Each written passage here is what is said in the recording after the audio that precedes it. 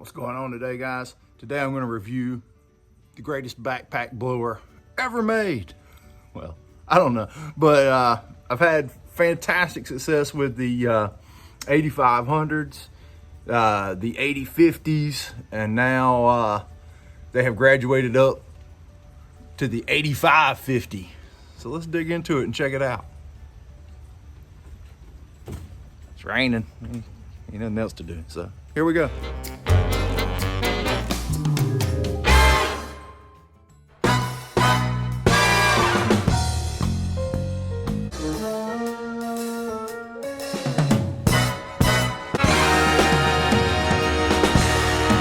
Speaking from my past experience, so I've had a few of these 8500s here, and I had two 8050s, which was the big model before this, and the only reason I had to buy 8500s was because somebody stole my two 8050s. So they never broke, and I'm going to be honest, I've never had a major issue with any of these. And these two right here are, good God, they got just hours and hours on them. I've had them so long that I've probably blew dinosaur poop off the driveway with them.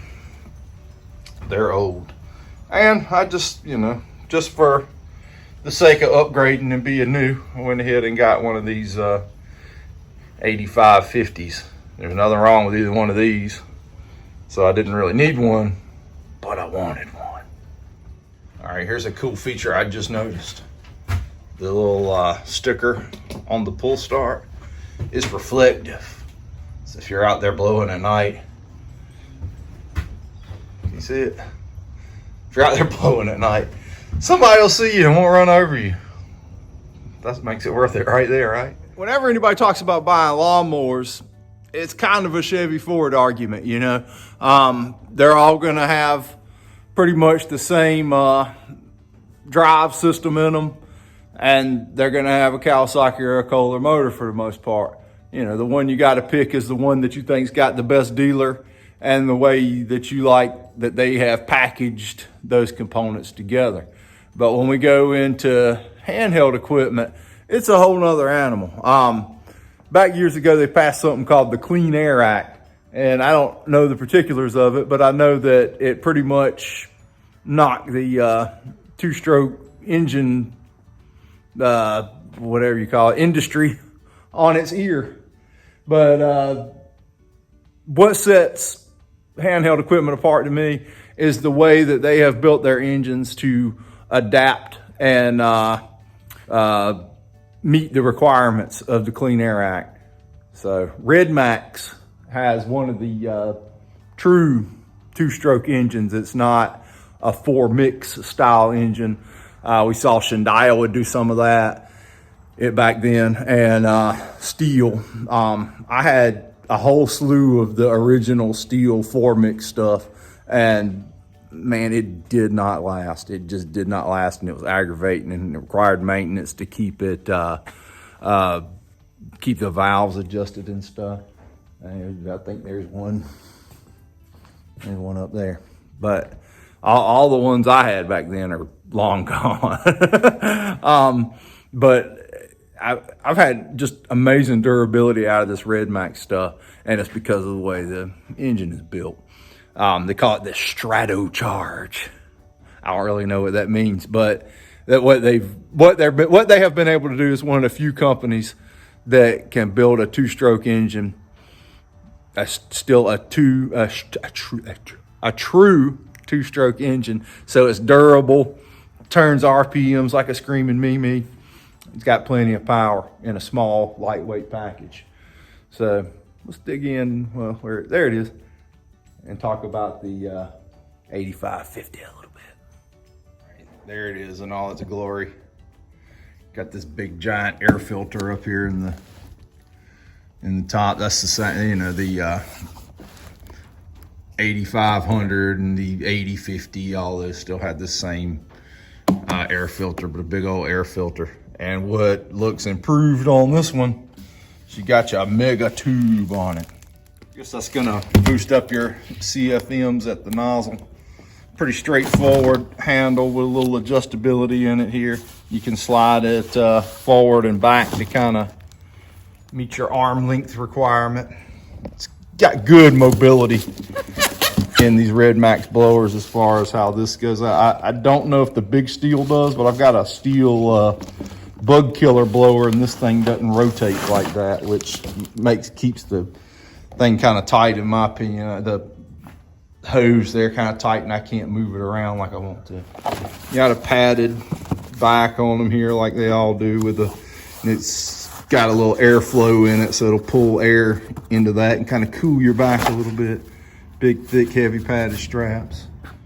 Nozzle difference between the this is the 8500 and this is the 8050. Well, it doesn't look that different on camera. In real life, trust me, this one's much fatter. I guess you can see that. And this thicker right here in this elbow. And this one's much brighter red. Oh, because it's new. Did I mention the reflective sticker? Tell you a little bit about the specs on the Redmax. The thing weighs about 25 pounds. It doesn't feel heavy. It's actually, for some reason, it feels a little bit lighter than the 8500s. Could just be my imagination. And it definitely went from the 8050s to the 8500s. The 8500s were definitely lighter than the 8050s, or they certainly seem that way. And this one even feels a little more lightweight and a little tighter. The straps are nice on your shoulders, all that stuff. So the weight's not really a problem. It's a 75.6 cc engine, getting about 4.5 horsepower, something like that. And I'll tell you one thing, with these things, the more fuel you run through them, you break them in, and they start going to it, and you definitely get more power after you've run 4 or 5 gallons of fuel through it, and in that range. So when they're out of the box, they're pretty impressive, but once they break in, you're like, oh, there it is. But I did a little blowing with this thing during the week. It's raining today. I can't really I was planning to get out on some nice properties and show some cool stuff with it, but I didn't really. But anyway, the big thing on them is the CFMs everybody talks about. It's not at 1,000 yet, or 941 CFM. I think they say it's 1077 at the housing, but you don't blow debris at the housing, so that doesn't count. Steel and all, I have had steel blowers in the past. I haven't had the big one. Looks pretty neat. Looks really nice. Fits nice on your back. Got all kinds of whiz bang extras on it. A hip start and a telescoping nozzle and all that stuff. But when it gets right down to it, just raw power, basic, just getting the job done, and some long-term durability. This steel's just not going to cut it like the Redmax does. And a lot of it's due to that engine makeup too. That 4-mix engine, you're going to have to be adjusting valves on that. And there's no valves on the Redmax. You ain't got to do it. But anyway, use a good quality mix and high test gas, or even non-ethanol gas on these things when you can. Handheld equipment, it's the life of it, man. Get the top quality synthetic mix and use premium or non-ethanol gas, and you'll eliminate 85-90% of your problems you have with a hand-on piece of equipment. Most problems people have are fuel related on these things. Did I mention 941 CFMs, 206 miles per hour? Got a little blow-in footage that I made earlier in the week. I'll stick up here now. Stand by.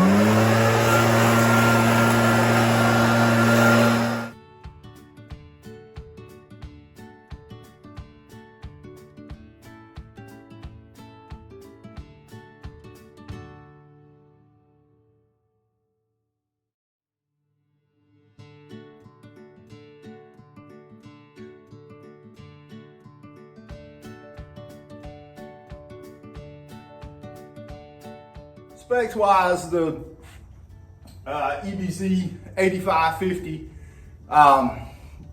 same engine, basically this, same, it's pretty much the same as the 8500, a little different blower tube configuration. I think they've changed the way that they process and manufacture the frame on it, but you're getting a little more CFM out of it and slightly more fuel handling, but other than that, it's not a whole lot of difference. Performance wise, out there using them without this even broke in yet, I can tell that on hard surfaces especially, it seems to move a lot more material in one swipe. Time will tell on that, but it does seem to be a lot faster moving things and cleaning them. And I have blown some leaves in the yard with it, and it just seems to be able to, I don't know how to really describe. You can cover a wider area a little faster than you can with the 8500. The stream doesn't seem to be, as concentrated. It seems like you're getting a wider dispersion. I don't know. But, some features that are, akin to all Redmax blowers, I'll stick it on and kind of try to show you. I think this one, looking at the specs, is actually slightly heavier than the 8500, but I don't feel it, I'll tell you that much. But you get things like this handle rotates on the nozzle, giving you a lot more freedom of movement, when you're blowing. You got this lock trigger, so you can even be back like this blowing.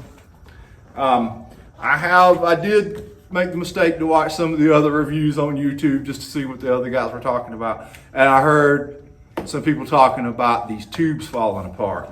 I've had Redmax equipment for 47 million years, and when you have a problem with a tube falling off, it's usually because you don't have it locked on all the way. When you put these together, spray your tracks where these lock in and around the lip a little bit with some WD-40, and when you put it on, twist it on, it locks into place, and that ain't coming off.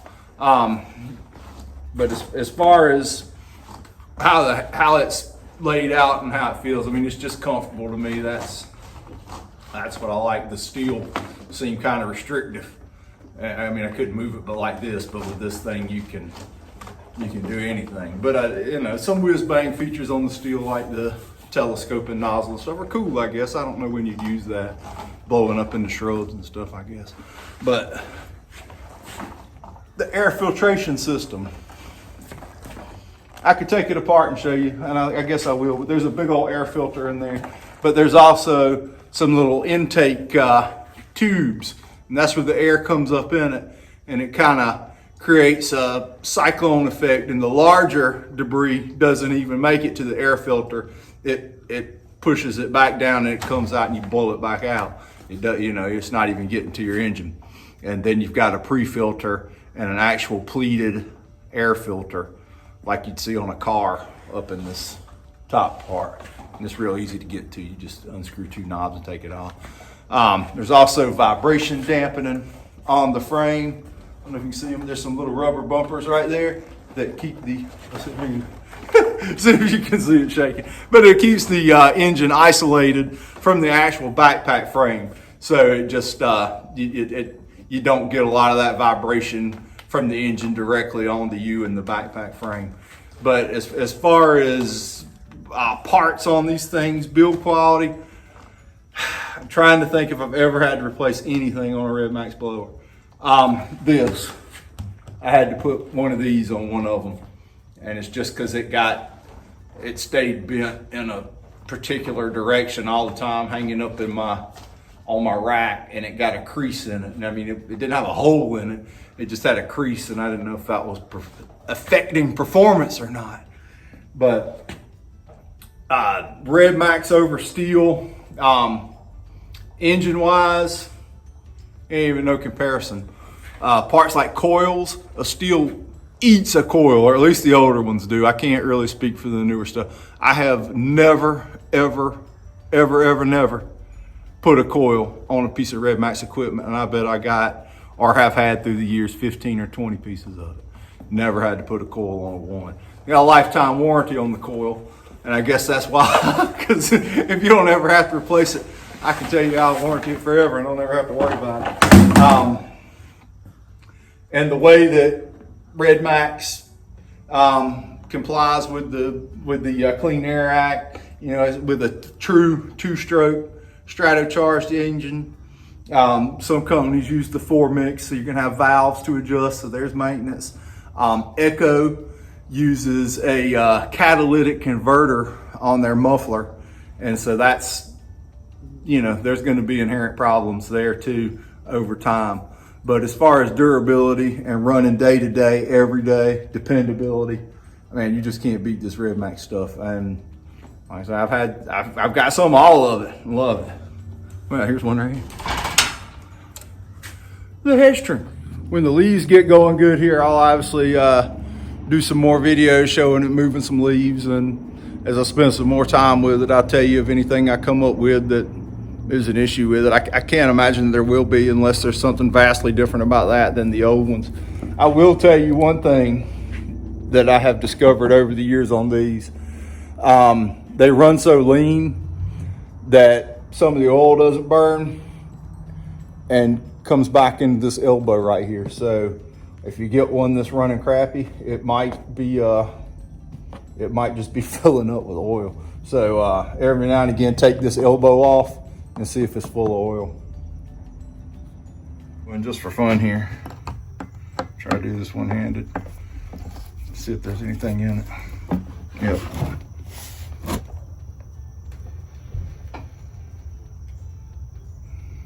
I freaked out the first time I saw that, but the guy from the local, well, the distributor for Redmax said it's no big deal. It's just because they run so lean. Ew. Trailer's a big old mess right now, but as you can see, I do all Redmax trimmers. These are older models too. I just haven't had a need to change them out, and they get run nearly, you know, every day. Use this handheld a lot for quick cleanups. I carry it with me when I'm just spreading fertilizer too on the truck, and just blow driveways off. I got the multi-tool thing. That's pretty handy. You can set it up like that for the shorter long reach hedge trimmer. You can put the extension in it for a really long reach hedge trimmer. Chainsaw, all kinds of stuff. The reciprocator, I've got a video about that if you want to know more about the reciprocator. Trailer's a mess right now. Just got through doing a lot of seeding and then running around trying to mow some more season grass in the rain and everything else this weekend. But anyway, there's a little highlights on the 8550. Highly recommended. If you're a Redmax guy, it's a no-brainer to get one. If you're not a Redmax guy, you might as well be one. It's good stuff. Thanks for watching.